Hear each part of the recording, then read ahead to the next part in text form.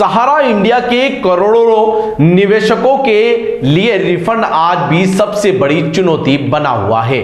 सहकारिता मंत्रालय द्वारा शुरू किया गया भुगतान पोर्टल उम्मीदों पर खरा नहीं उतर पा रहा है। धीमी प्रक्रिया और सीमित भुगतान से परेशान निवेशकों और कार्यकर्ताओं ने आज अपनी आवाज बुलंद की।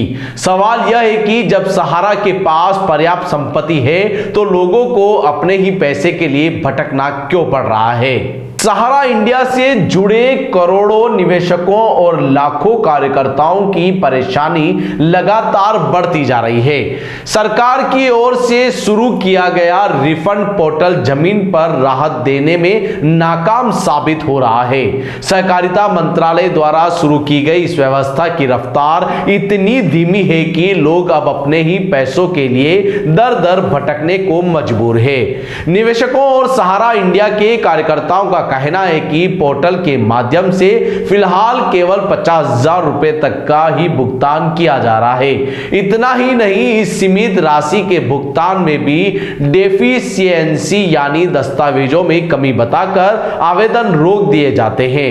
लोगों का सवाल है कि जब सहारा इंडिया के पास आज भी पर्याप्त संपत्ति और पूंजी मौजूद है तो फिर निवेशकों का पूरा पैसा वापस क्यों नहीं किया जा रहा है।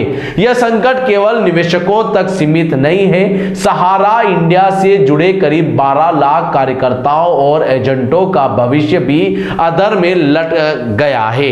पिछले 10 से 20 और 25 वर्षों से कंपनी के लिए काम करने वाले ये एजेंट आज बेरोजगारी का सामना कर रहे हैं। भुगतान प्रक्रिया में आई रुकावटों और कंपनी की मौजूदा स्थिति ने इन लाखों परिवारों के सामने रोजी रोटी का संकट खड़ा कर दिया है।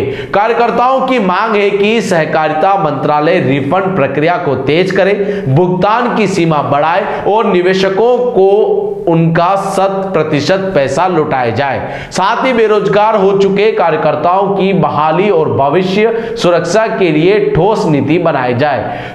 अब इस सबकी नजर सरकार पर टिकी है कि वह इस सुस्त रिफंड प्रक्रिया को कब रफ्तार देती है। दन्नालाल सालवी में और हम सब लोग सहारा इंडिया से हैं। सहारा इंडिया में हम सभी एजेंट थे और आज की तारीख में सहारा इंडिया को पूरा सहकारिता मंत्रालय ने अपने जो है अधीन लेकर के भुगतान पोर्टल के माध्यम से कर रही है, लेकिन भुगतान की प्रक्रिया बहुत धीमी है। मात्र 50,000 रुपये का भुगतान अभी कर रहे हैं, उसमें भी बहुत डेफिशिएंसीज निकाल रहे हैं जिससे आम जनता को बहुत परेशानी हो रही है।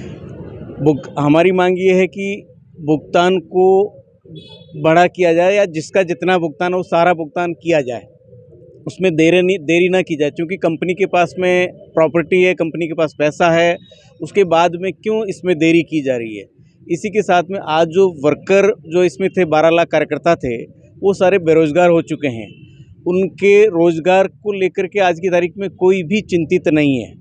क्योंकि आज जो लोग कोई लोग 10 साल से काम कर रहा था, कोई 20 साल से, कोई 25 साल से, आज एक का एक बेरोजगार कर दिए हैं।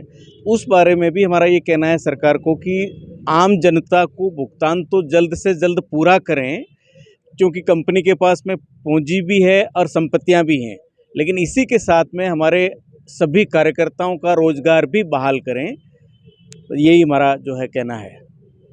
अगर आपको भी इस वेडिंग सीजन शादी की शॉपिंग करनी हो, इलेक्ट्रॉनिक हो, होम अप्लाइंसेस हो या फिर फर्नीचर, तो आ जाइए उदयपुर के अंदर लोकेटेड मयंक इलेक्ट्रॉनिक पे, जहां पर आपको ये सारी चीज़ें अवेलेबल मिल जाएगी एक ही जगह पर।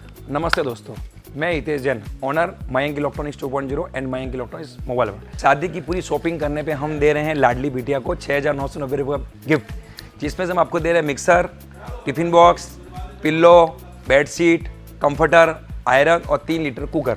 इतना प्राइस आपको कोई नहीं देगा पूरे उदयपुर में। तो आज ही आइए, आपकी शादी का सामान सारा बुक कराइए। Mayank electronics 2.0 sector 14 100 feet road. धन्यवाद।